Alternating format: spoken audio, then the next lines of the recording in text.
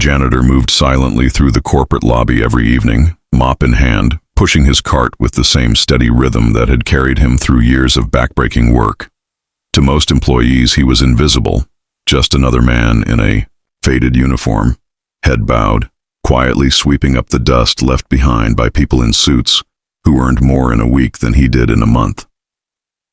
What they didn't know was that behind those tired eyes was a father who carried the weight of the world, raising a daughter alone after losing his wife far too soon. Every paycheck went to rent, school supplies, and doctor visits, leaving no room for luxuries, not even for himself. Yet tucked away in the corners of his heart was a love he never shared, a passion for music that had once been his entire world. Years earlier, before tragedy and bills consumed him, he had dreamed of being a pianist.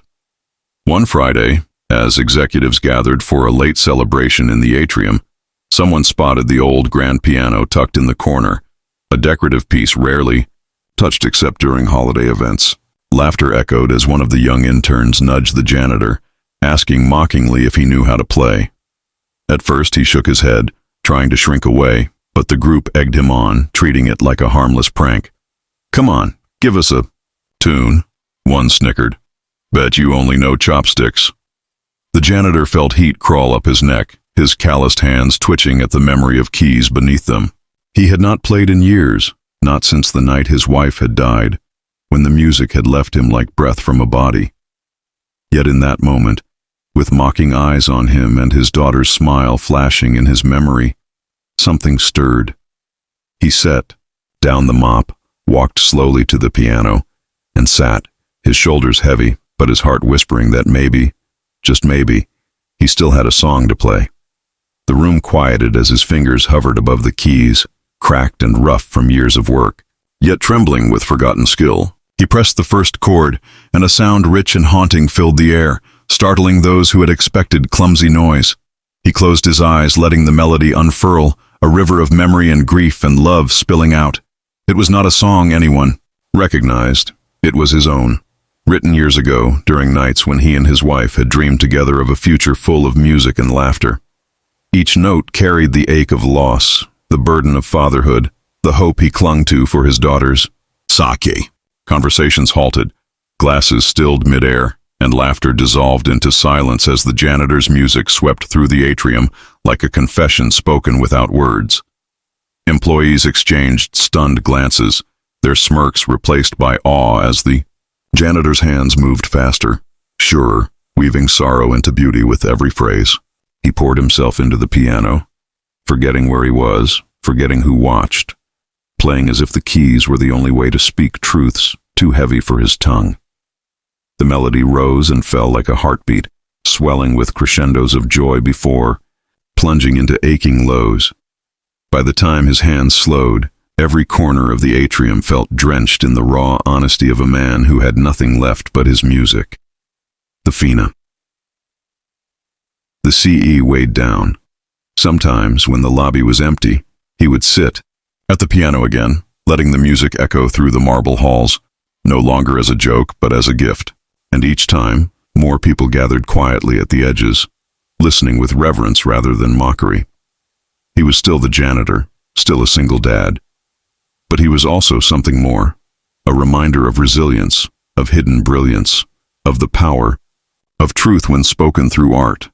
His music now alive not with grief alone but with hope, woven into every note he passed down to her. Their bond deepened, father and daughter united, not just by survival, but by melody, by the promise that no matter how hard life pressed them, they would always have a song to share. Tim Janitor's story became legend in that building, whispered to new employees as a tale of humility, perseverance, and the unexpected power of art. Yet to him, it was simpler. He had found his voice again, and in doing so, had given his daughter the chance to find hers. What began as a cruel joke ended as a revelation, and every time the CEO passed by the piano, he would pause, remembering the night the man who mopped his floors taught an entire company how to feel again. And after lighting with pride each time she completed a simple melody without faltering.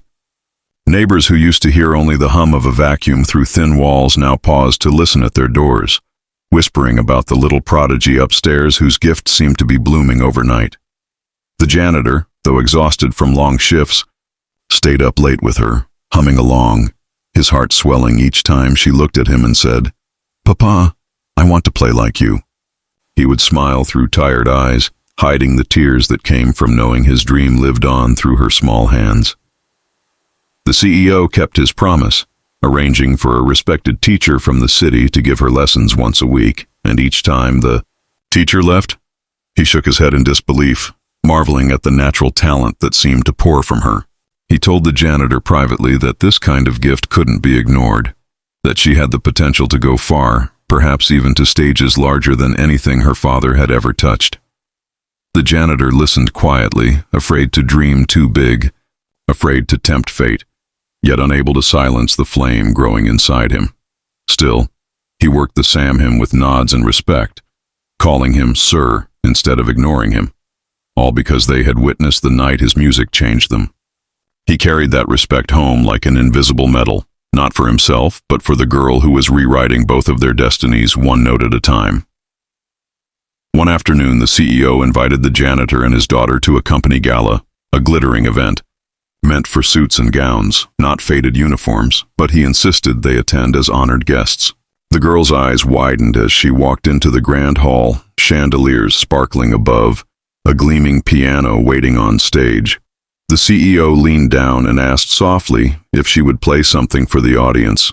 She looked at her father, nervous, clutching his hand, but he bent down and whispered, "Play what's in your heart, sweetheart." When she finally sat before the keys, the room hushed, every glass and fork set aside. She began slowly, her small fingers finding their rhythm, the melody simple at first but growing with confidence as her father watched with tears threatening to spill, knowing that every ounce of his sacrifice had led to this very moment. The song ended, but instead of polite applause, the hall erupted in a standing ovation, thunderous clapping echoing off the high ceilings as the little girl bowed shyly, cheeks burning, eyes wide with disbelief. The janitor stood frozen, his chest aching with pride as he... The turning point came when a talent scout from a regional music academy attended one of her performances. He approached afterward, his eyes alight, insisting that she audition for a scholarship program that could launch her into a career few ever dreamed of. The janitor hesitated, terrified of losing her to a world he did not know, but when he looked at her face, shining with hope and courage, he realized that to hold her back would be to betray everything he had worked for. They agreed to the audition, and the following weeks were filled with practice sessions that tested her stamina and his resolve. Yet through it all, their bond only grew stronger. Father and daughter united not just by blood, but by the music that had saved them. On the day of the audition, the janitor waited outside the hall, hands trembling, knees weak, as his daughter walked through the heavy doors alone.